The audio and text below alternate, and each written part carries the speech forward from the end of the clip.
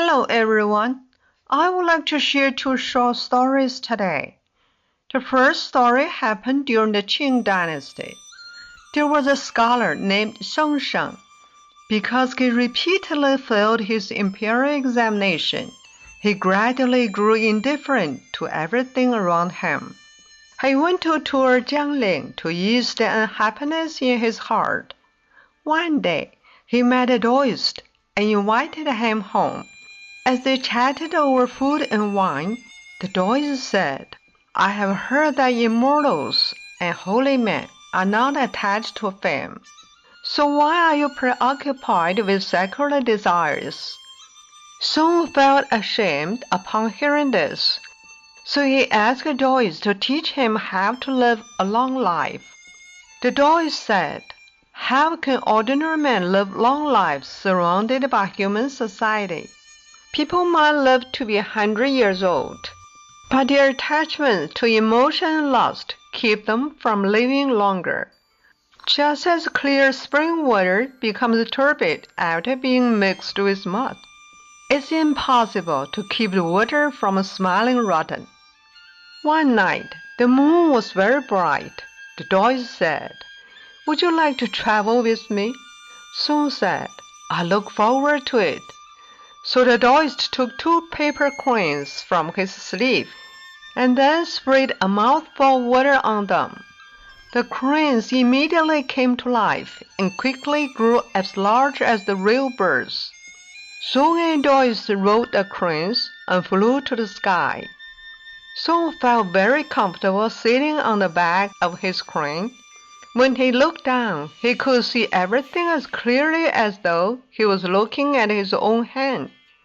He thought, "People living in the world are as tiny as cicadas.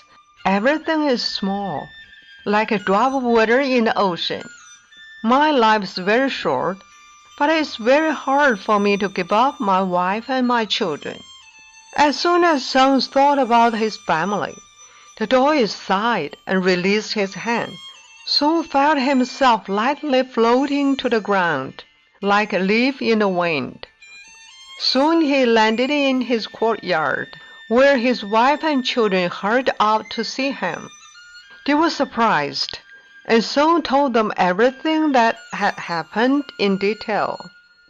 From then on, Song sincerely studied Taoism and never thought about passing the imperial examination again or trying to become an official. This story teaches us that attachment to anything in human world become an obstacle on one's path toward divine, particularly attachment to sentiment.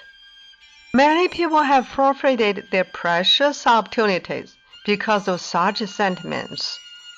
It truly appears that spiritual cultivation is a profoundly serious undertaking. The second story happened during the period of Yao and Shun. There lived a large family named He. The head of the family, He Zhenyuan, was 99 years old. He had 3 sons, 10 grandchildren, and 50 great-grandsons.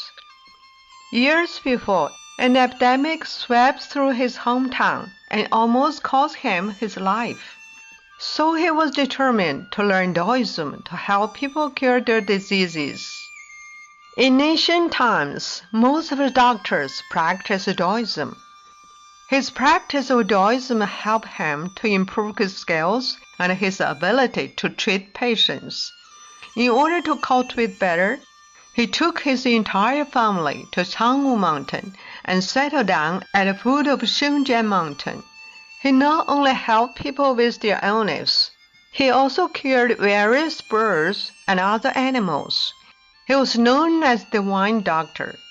When Shun patrolled in the south, he stayed in He Zhenyuan's home and personally witnessed the doctor's benevolence in helping other people. Shun granted him a title of marquis. One day, He Zhenyuan found an injured crane while he was collecting herbs in the mountains. He took the crane home and healed its wounds. When the crane was fully recovered, it told He Zhenyuan, "In 100 days, come see me in Yellow Dragon Cave. I will give you all the secret methods to becoming immortal. After 100 days, He Zhenyuan went to Yellow Dragon Cave to meet a crane and found that he was actually the Antarctic immortal. The immortal gave him a secret prescription. After He Zhenyuan returned home, he dug 9 wells, using the water of each well to wash Ganoderma lucidum, Polygonatum, boron, and pine cones. Afterwards, he dried them to use for refining his den. The refining process went on for 81 days. Once the den was ready, all the members of his family ate a piece. Then they followed the crane and flew up to the sky to become immortals. This story also reveals to us that He Zhenyuan pursued the Tao with true sincerity. Not only did he achieve consummation in his own cultivation, but he also brought immense blessings to his family. Of course, these were rewards he received precisely because he thought nothing. It is my hope that all those walking the path of cultivation will remain steadfast in their faith and journey toward the light. Thank you very much for listening to the story. More touching stories will be ready for you if you just subscribe it. Thank you again.